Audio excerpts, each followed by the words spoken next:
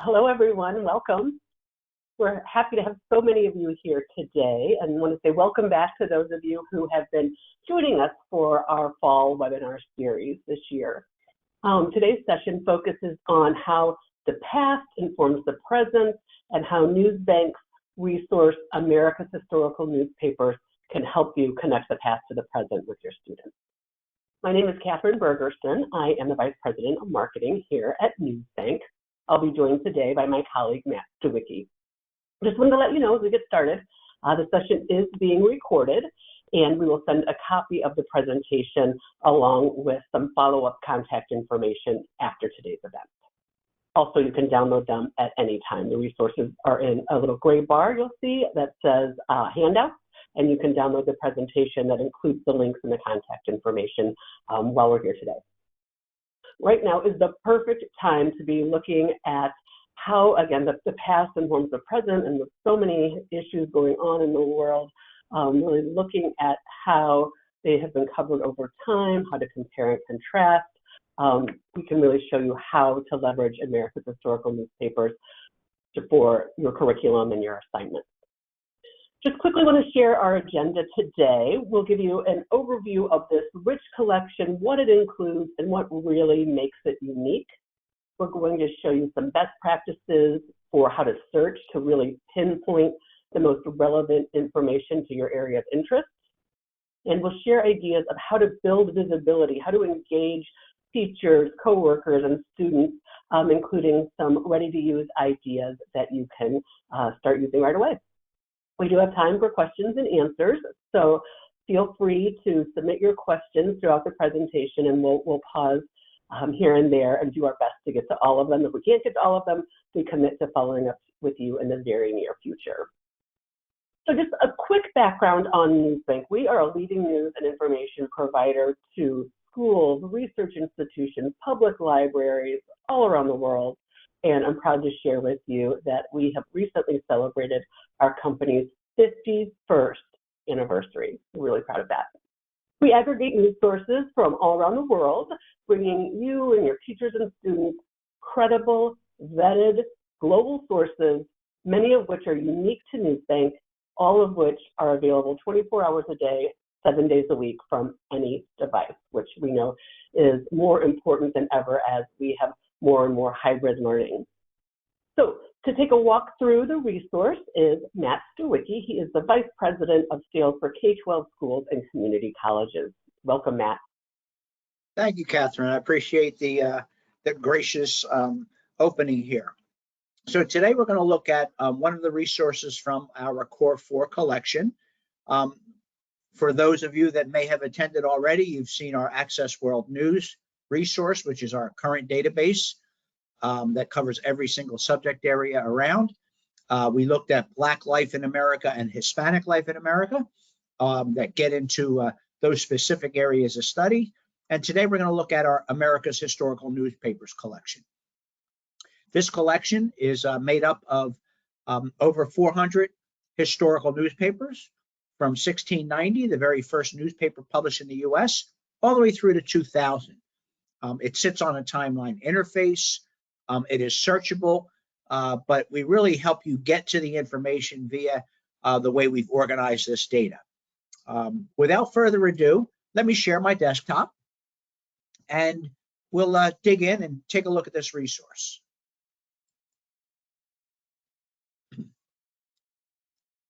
All right, everybody see my screen okay? Yes, we can. Thank you. Great, great. So as I said, we sit on a timeline interface that highlights every major era in history from 1690 through 2000. And you can see here, each of these eras in history is highlighted. When you click on any one era, and we'll just start here at the beginning, you'll see 3 columns of information: government, military, political events, social cultural issues, discoveries, inventions, and firsts. When you click on any one of these items in the timeline, and I'll just go to the very first one, you'll see that we give you a summary of what that event in history, maybe who that person was, and so on. So that's a secondary source. We then follow that with primary source articles, that we have pulled to support that event or person in history, and then additional searches in case there was more you wanted to look at. Now, additionally, with your summaries, there are a number of the summaries that we've started to add comprehension questions to and additional suggestions for projects. So just more helpful things for you to use there in the classroom. Not all of them have it yet, but we are slowly but surely adding them to all of them. If there's something you're studying in the timeline and you want us to add questions, please let us know. I can click on any one item here. So, for example, the newspaper mission from the very first newspaper. If I click on that, that will open up. And here you'll see that article from the very first newspaper published in the United States, September 25th, 1690, 333 years ago. So that article has already been clipped out. You'll see the entire issue of the newspaper is loaded, all 3 pages. You have tools for the user, which I will get into a little bit later, okay? But for example, if I wanted to look at what did the first page look like, I can simply click, and that will load page 1 of public occurrences. This newspaper was published one day because the British read what it said, did not like it, and they in turn burnt down the presses. Now, I have my breadcrumbs up here, so I can go back to the early colonial period here if I wanted to pick another item. And then, of course, I can go back to my full timeline. Now, regardless of what era in history you go to, so example, World War II, you'll see the same 3 columns of information. Now, you'll note, though, this is very, very cross-curricular. I've got John Steinbeck's Grapes of Wrath, so I can get literary criticism from 1939 when that was written. Here's the helicopter and the nuclear era. So I'm getting into some science arena, okay? And you'll see a lot of that down this column. I've got the Holocaust. Oklahoma, we're getting into the theater. Professional women's baseball. United Nations, we're getting into that civic area. So you'll see that it really and truly is cross-curricular. And one of the additional services we have here is we will actually add something to the timeline at your request. So if you're looking for something and you don't find it, please let us know what it is and we will add it. An example of that is women's military service. Customer came and asked us to add that, so we did. So you'll see the summary, the articles to support that event in history, and the additional searches.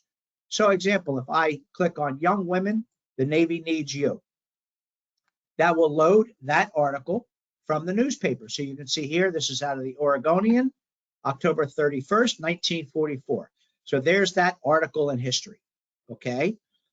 Now, maybe I didn't find what I wanted, so I can actually click here, go back to that timeline entry, and I can run a search. So maybe I want ladies Marines. So I'll click on that, and that will run that search for me. Now, you'll note we have just 13 results here. So these searches that we provide you are very, very targeted. So I can click on this very first article, and I can see, is that what I want? If yes, I can now print it if I wish. Okay, I've got a print function. I can email it to someone. I can create the citation. And here, for example, is the MLA 9 citation. I can download this to Google. Okay, I can put it into an assignment in Google Classroom. We also integrate with Canvas and Schoology. Okay. I can actually look at the entire issue of the newspaper. As you can see, we have page 1 through 10, the entire issue of the newspaper loaded.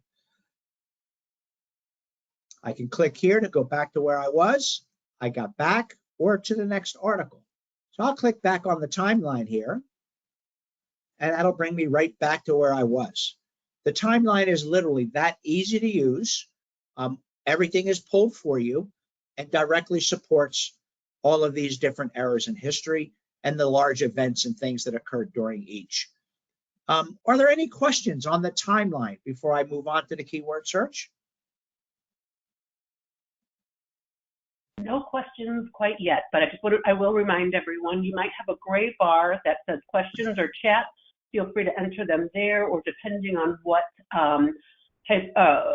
GoToWebinar version you have, it might be a little bubble chat icon you can click on to enter your question. Thanks, Matt. Great, great. All right, I will continue.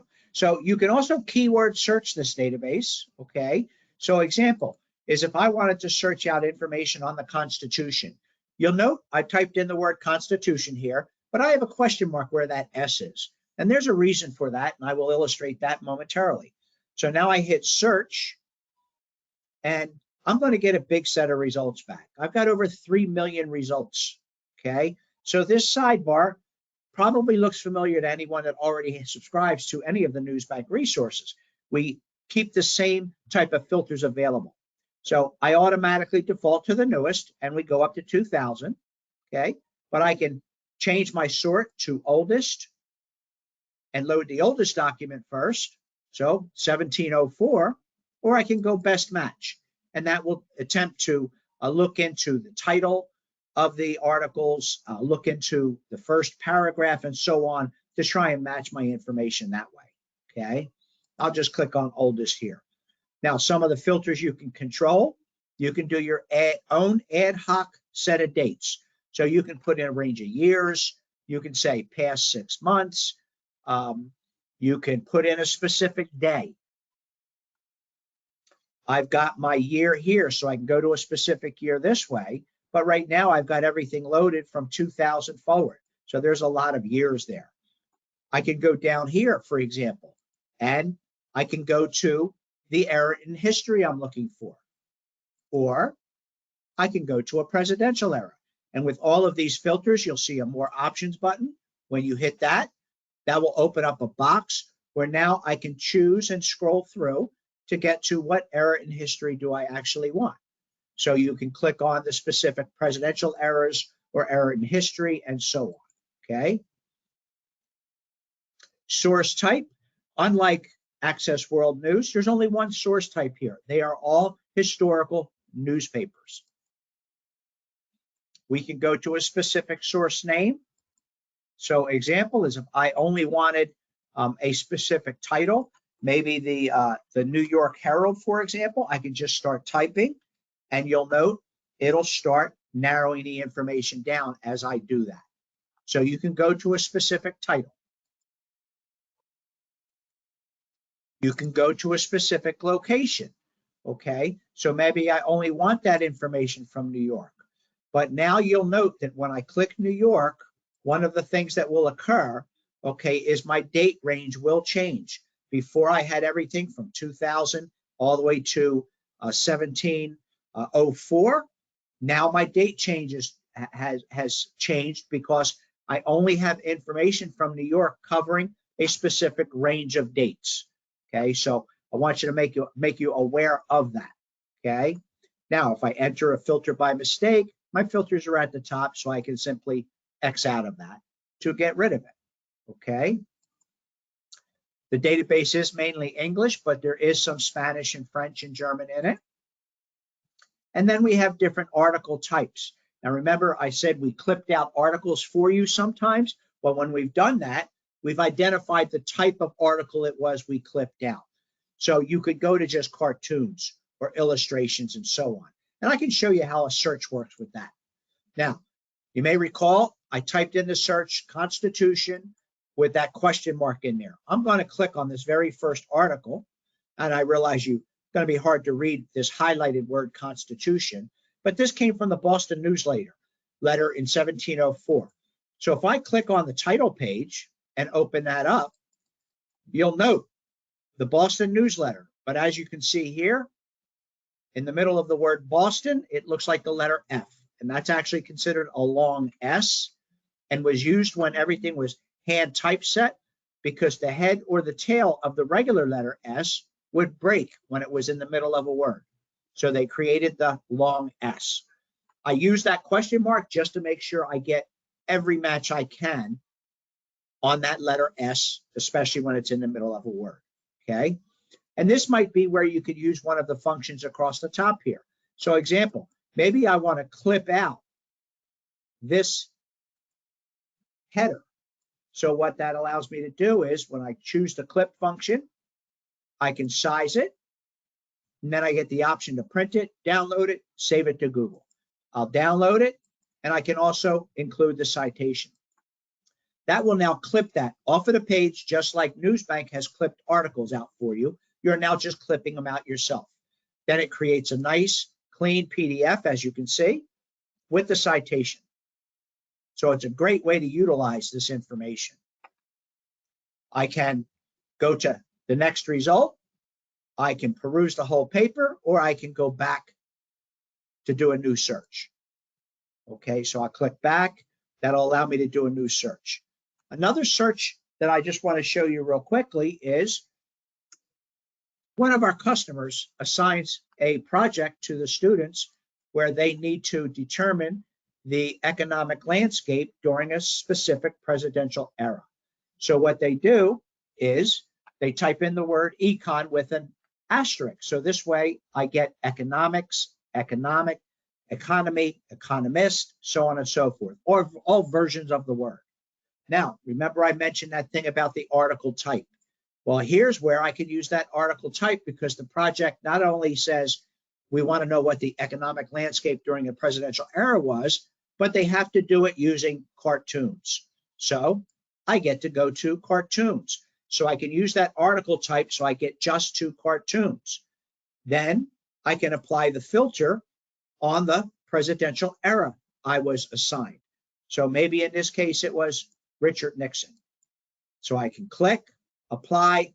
Now I get just cartoons from Richard Nixon era that contains the word economy, economist, so on and so forth. It's just 31 results. So it makes it very easy for me to click on that first result, look at that cartoon. Is that what I want? You know what? That's not really a good one. So now I can just click next and jump to the next cartoon. And you'll see here we've got a cartoon, Never Try Your Hand on Economics with Kissinger, Nixon, some additional verbiage in here. Maybe this is the one I want to use. So now I can print it and so on. The other thing I want to point out is what makes this database just so inviting and students get engaged is that it has everything. So example, if I just click right here, I can load this page. And remember, I said it's everything. So here we have advertisements. Okay, so I can get a brand new Plymouth for just $29.87. Okay, it's just phenomenal, the things you can find in here. So the projects that you can assign to students and so on are just fantastic.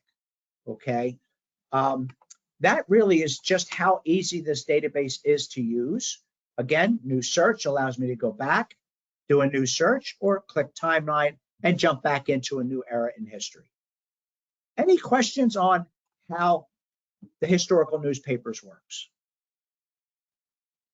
Thank you. Thank you very much, Matt. It's so fascinating. I think everyone loves to see the old ads and the prices of the day and then the language used. So that's so fun. We do have a few questions. If you could go more in depth to show examples of the suggested projects that we offer. Okay, sure. So I'll click in, let's go into the early Republic, okay? And let me see here. Let's see if I can find one here. Alexander Hamilton and Aaron Burr. If I click on that and more, okay, nope. See, so this is one, for example, where we did not create the questions for that yet, okay? So that's the biggie right now is I'll do early Republic. Is that the one I just clicked on? I think it is, isn't it? And we'll try George Washington, our first president, and see if we've got one there. There we go. So the summary, okay, here are those questions again. So they're comprehension questions around the summary. Do you understand what we like, what you just read? And then you can see down here, for example, create your own artifact project. Write an essay detailing George Washington's many accomplishments as our first American president. In your essay, examine how his character and presidency set the stage for the future of America. If Washington were alive today, what might he try to do to help our country and how. Okay, so anything that has questions and so on will have those types of suggestions. And again, if there's something you're studying, maybe it's in the Civil War, and you click on it and you don't see the questions, okay, let us know what that is, and we'll ask to create those questions and that project, okay? I hope that answers that question. Excellent. Thank you so much.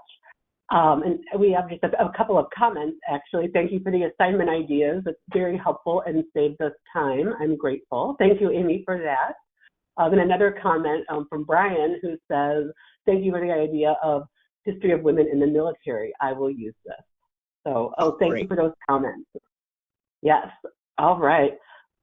Matt, are we ready to move on?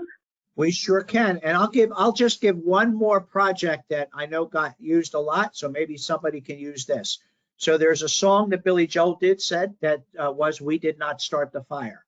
So the teacher actually plays that song, hands out the lyrics, and then the students must take that home and pick one person or event out of that song and do a one-page essay on it. So just another great way to tie in this case, music into the historical newspapers.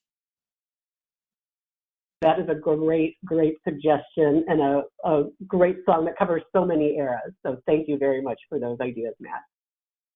Okay, in the interest of time, we're going to move on. If you think of another question, we will follow up with you after the webinar. But now that you know more about this fantastic resource and how to pinpoint information, we want to help you get it into the hands of your colleagues, teachers, and students. So here are our top 5 suggestions on how to build awareness of America's historical newspapers. And I do also want to plug one more time, they are in the handout section and you can download them now. It's so much easier to have that handout ready to go and be able to pinpoint the information than go back later and try to find it. So I do encourage you to download it. Number 1 is building your online or web presence. So of course, the more places you can add links, the more likely it is that people will discover it. We have graphics and brief product descriptions that you can use. You can copy and paste them or customize them for your school.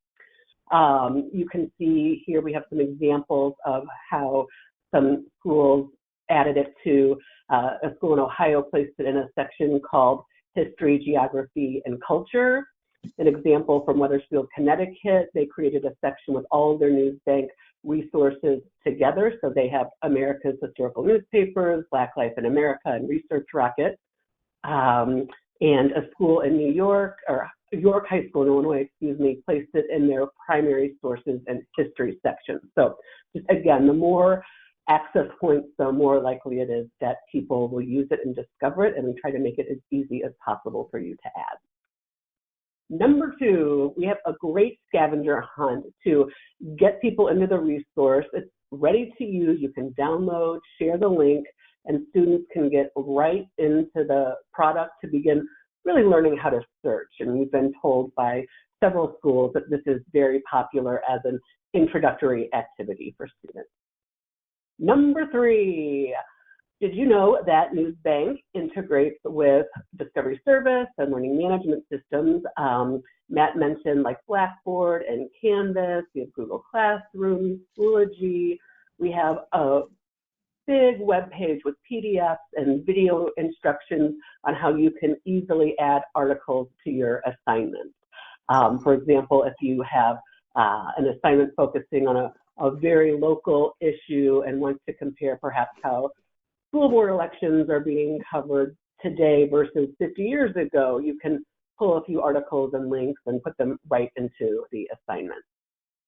Or you can even take a national issue, for example, the Great Depression, and see how it was covered in various areas of the country, New York versus Boston or San Francisco, smaller cities like that.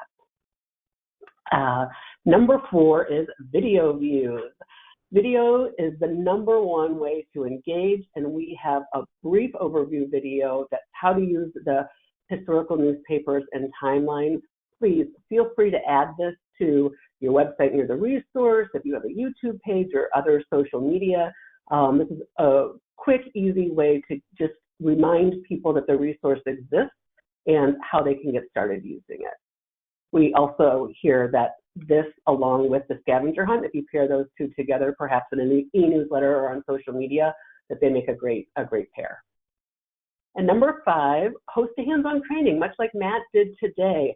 Matt's team offers complimentary training sessions for our customers. So gather up a group from your school or district, and Matt's team will be happy to show the group the presentation and how to best customize it to fit your school or your district's needs.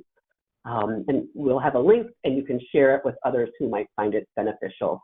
Or, we're going to send a copy of today's presentation to you. Feel free to use that too and share it with others who might find it beneficial. Got a couple of bonus ideas here. I like to call this Learn from Librarians, and how other schools are using the resource to keep it top of mind. So, pulling an example, Happy Birthday Lady Liberty, and a link to an article from 135 plus years ago about the history of the Statue of Liberty. That can make a fun social media post or a newsletter edition.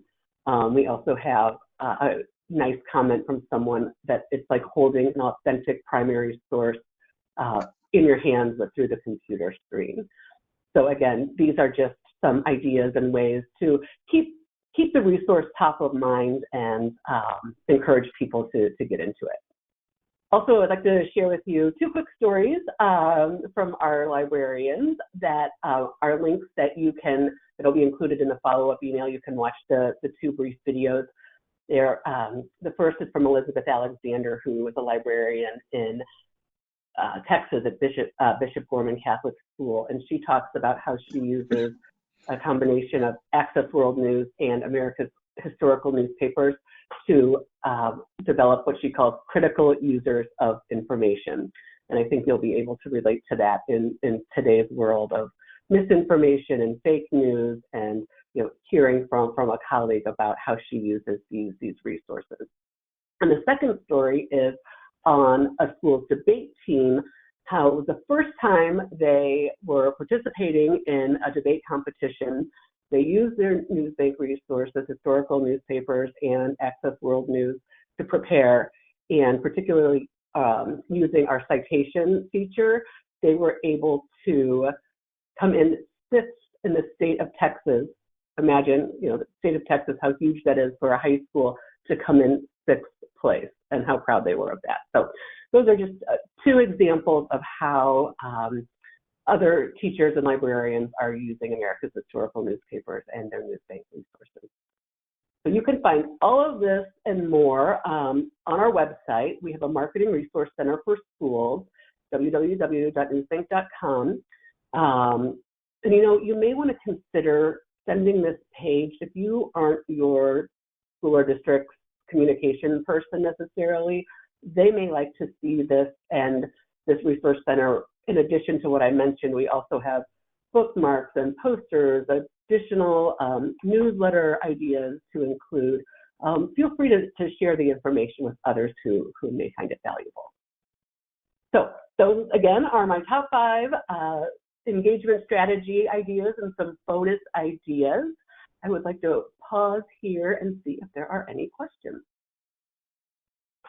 Thank you. We do have a question about where to find this download. There should be you'll either see a gray bar that says handouts, and in there you can download it. Or you might see on the left side of your screen some icons that you click on that, and it should be there to download.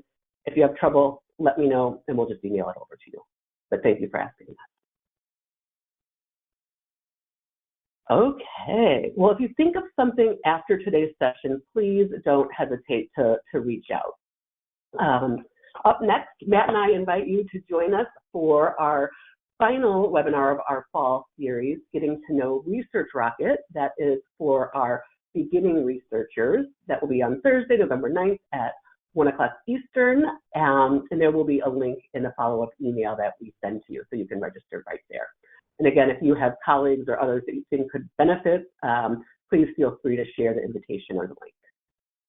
So one last plug for the resources. Today's presentation is just one step in our commitment to working with you.